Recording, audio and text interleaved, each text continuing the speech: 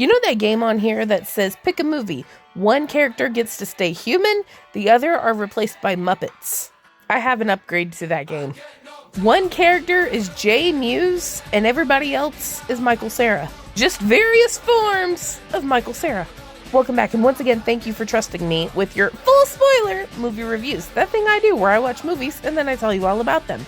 As always, I'm unpaid and unsponsored. And spoilers, all the spoilers. If you don't want spoilers, you can go ahead and scroll. I won't be offended. Spoilers. Okay, here we go. This is the 2024 film Y2K. An absolutely ridiculous roller coaster of a flick, but I kinda love it. Anyways, what's this about? Welcome to New Year's Eve 1999. It starts off like every Y2K teen comedy. It's just two bros wanting to try the wienering for the first time. But they're kind of nerdy. And one of them has a crush on a girl that's super popular. But you know, they gotta go over. They made a Y2K burn disc and they think they're cool. And it's really not going well, but they do a pretty cool rendition of the thong song.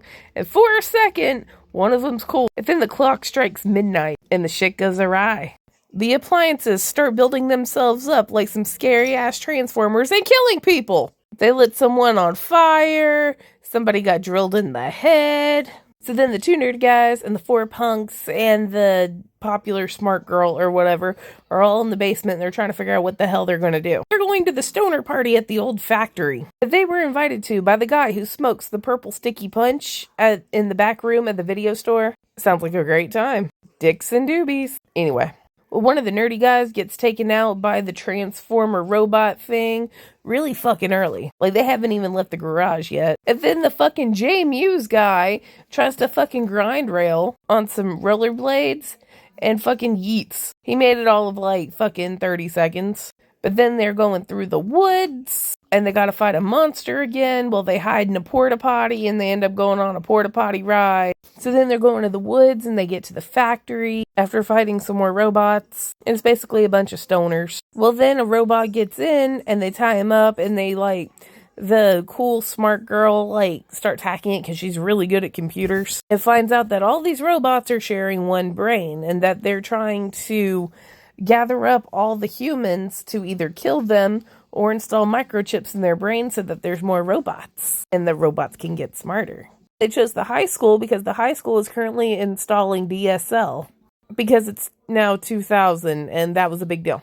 They're like, okay, I'm tired of fucking hiding. Let's go fight. They go trolloping through the woods and then they come across another robot that's trying to kill them. Well, one of the hippie guys takes a whole handful of pills and I think they're called death sticks, fire sticks. A thing where you're using two sticks to throw another stick in the air. Well, that did not beat a hedge trimmer.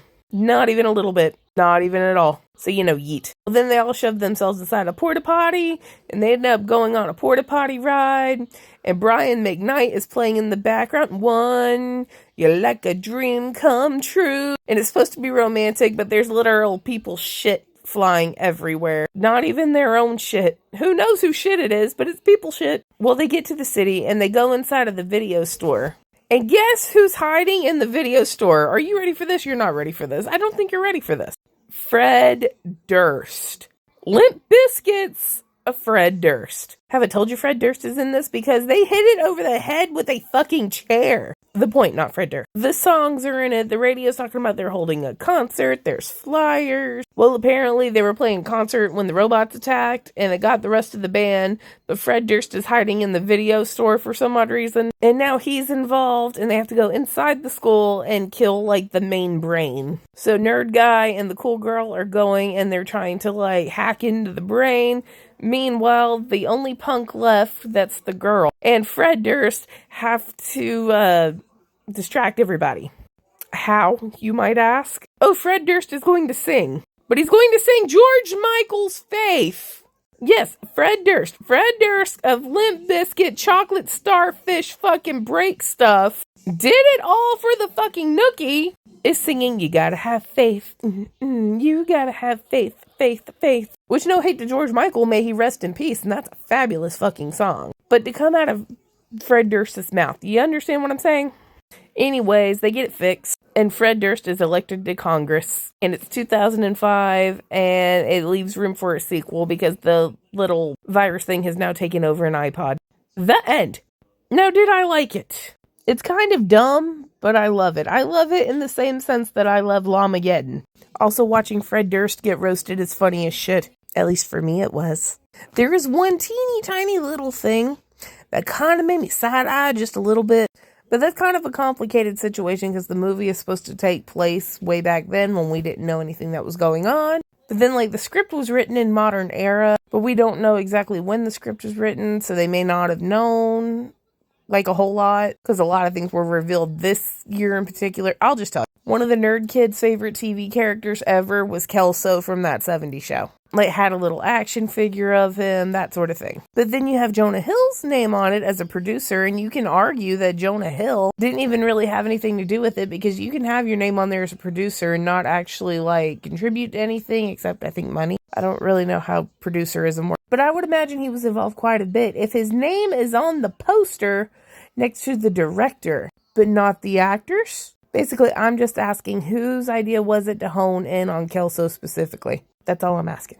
Either way, this was still fun. It's a Zombieland meets Superbad kind of good time. I'm going to give it a 10 out of 10. Although they could have just taken him out with a garden hose.